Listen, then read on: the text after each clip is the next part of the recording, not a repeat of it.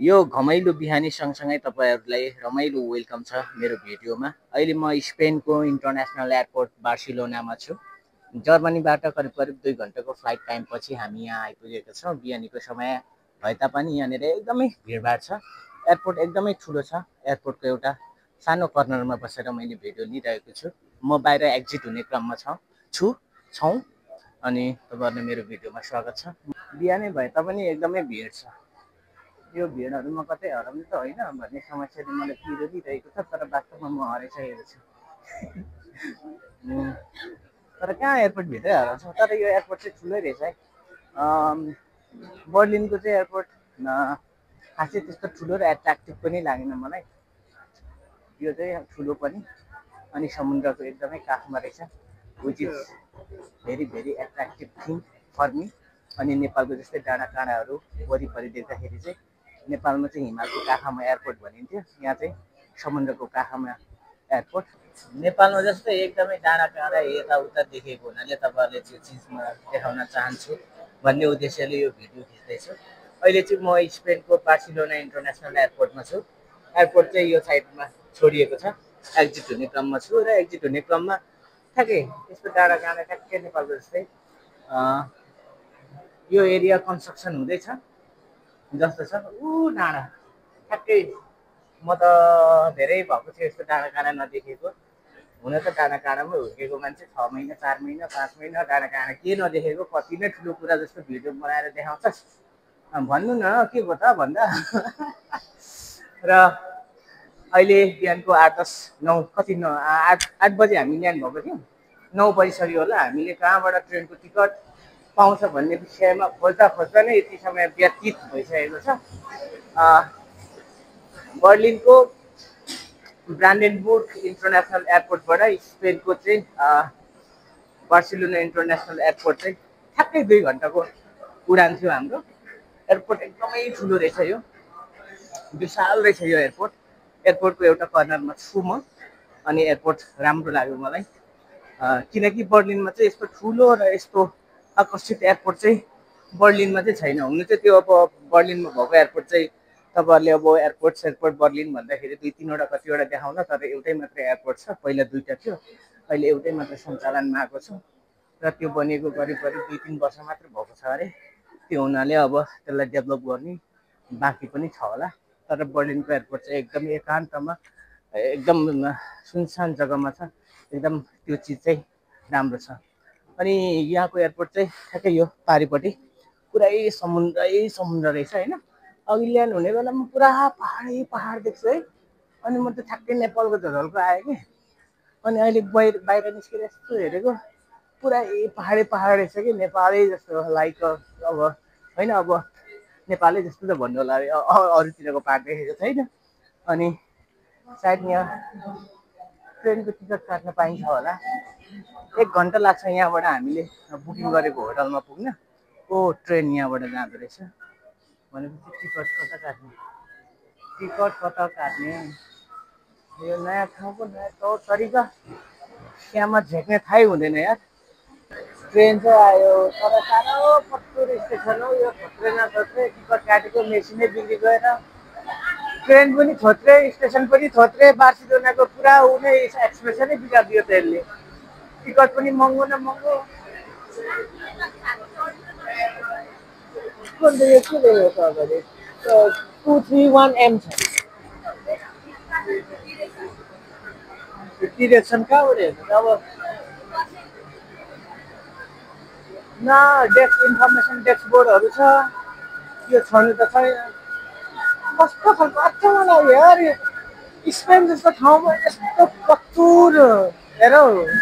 Train station त कस्तो गोबरे के, डिरेक्सन छैन। टिकट काटेको त मेसिनै बिग्रिरह भने भित्र लाइनै गइदिरह भने फेरि। ट्रेन पनि थोत्रे।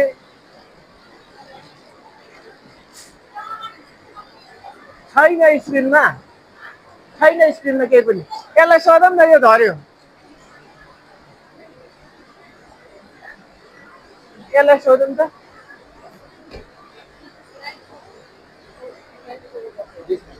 This train? Yeah, thank you. आम्मामा इङ्ग्लिसहरू नजाने पनि यार थ्याङ्क यू त आउँछ नि अचम्मै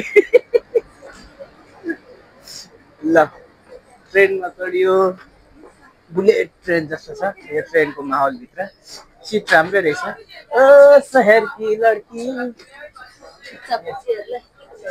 खुट्टापछि लड्की हुँदैन तिनीहरूको च्यानेन बिहे हुँदैन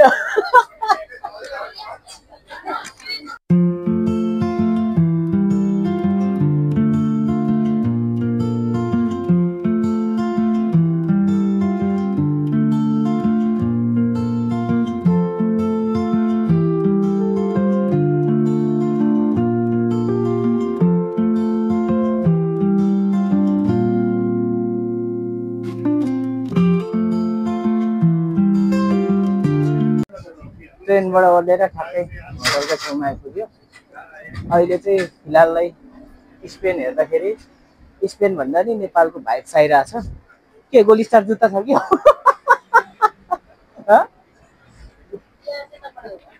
ए हेर न भोक लागिसक्यो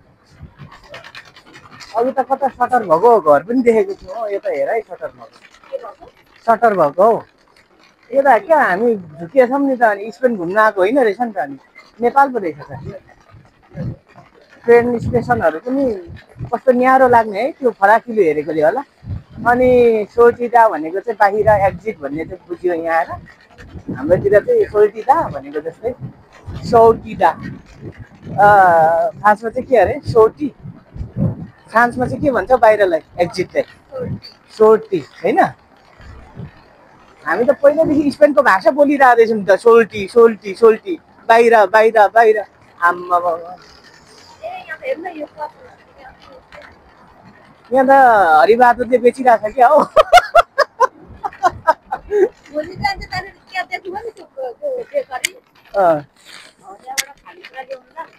ल हामी कुन सिटी हो कान्छी हो बाटाडोना सिटीको गल्लीहरूमा यो लगभग नेपालकै भाइब साँच्चै आइरहेछ अब हामीले त्यो हाफ सर्कल भएर बिल्डिङहरू देखेको चाहिँ कुन साइडतिर ओहो यहाँ त गौरी मल्लको स्कुटर रहेछ नि त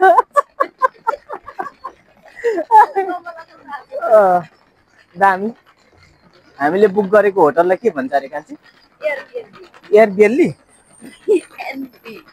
एयरबिएनबी त्यो चाहिँ काइन्ड अफ होमस्टे जस्तो होइन त मलाई थाहा छैन नि त एयरबिएनबी अबको 5 मिनटमा पुग्छौँ त्यसपछि तपाईँहरूलाई बार्सिलोना होइन स्पेन सिटी एक्सप्लोर गर्दै जानेछौँ stay tuned on our video या किन यो फाइनल्ली साथीहरू हामीले बुक गरेको होमस्टेमा आइपुग्यौँ हाम्रो 40 नम्बर हाउस नम्बर 40 हो यो अगाडि नै हो यो चाहिँ रिभ्यूमा चाहिँ एकदमै क्लिन छ भन्ने रिभ्यूहरू चाहिँ टन्नै थियो र हामीले यो बुक गरेको बाहिरको वातावरण अवस्था यस्तो छ नेपालकै भाइब्स सच्चै दिन्छ यसले नेपालमै जस्तो बारदलीतिर झ्यालतिर कट्टुसट्टु तान्दङ तुन्दुङ झुन्डाउने त्यो गतिविधिहरू यसरी डेन्टिङ पेन्टिङहरू पनि नगरेको बाहिर यस्तो भए तापनि भित्र राम्रै छ होला भन्ने आशा छ डेन्टिङ पेन्टिङ गर्नु नि हौ सोल्टीहरू यार अब हामी यहाँ आइपुग्यौँ भित्र सुड्डो छ कि सुड्डी छ बा म जस्तै ह्यान्डसम हुनु खोज्दै बेह्यान्डसम भएको मान्छे छ कि बा ब्युटिफुल छ कि खोइ त कता बेल कता छ माथि खोइ हामीले बेल हानिसक्यौँ अनि हामीले बार्सिलोना सिटी भनेर इन्टरनेटमा सर्च गर्दा चाहिँ बक्स इफेक्टमा टक टक टक टक घरहरू प्लानिङहरू गरेको देखिन्छ जुन चाहिँ ठ्याक्कै म माथि तपाईँहरूलाई फोटो पनि हालिदिन्छु र यहाँको टप भ्यू रियलमा कस्तो देखिन्छ त्यो पनि हालिदिन्छु ढोकै खोल्दैन त यार अलरेडी हामीले पे गरिसकेको छौँ यहाँ चाहिँ पर नाइट कति 58 युरो भनेपछि हामी 4 नाइट भनेपछि लगभग 200 युरो हाम्रो जान्छ हेलो नमस्ते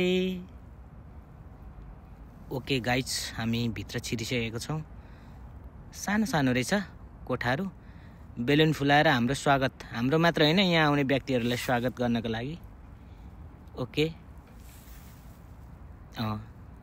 आम्मामा भाषा त कोठा देखाउँदै छिन् उनीले। हाम्रो कोठा यो राम्रो कोठा, सानो चिटिक्कै कोठा, एकदम सफा रहेछ। यहाँ चाहिँ हेलो भनेको चाहिँ होला भन्दो रहेछ। होला भनेर हामीले चाहिँ स्वागत गर्नु भइन् उनीले। टिभी छ यहाँ। अनि यहाँ एट्याच टोयलेट छैन रहेछ। टोयलेट चाहिँ यता साइडमा यहाँनिर रहेछ टोयलेट, एट्याच छैन रहेछ। अब बाँकी यात्रा चाहिँ साथीहरू अर्को भिडियोबाट। आजलाई चाहिँ यति नै गरौँ है।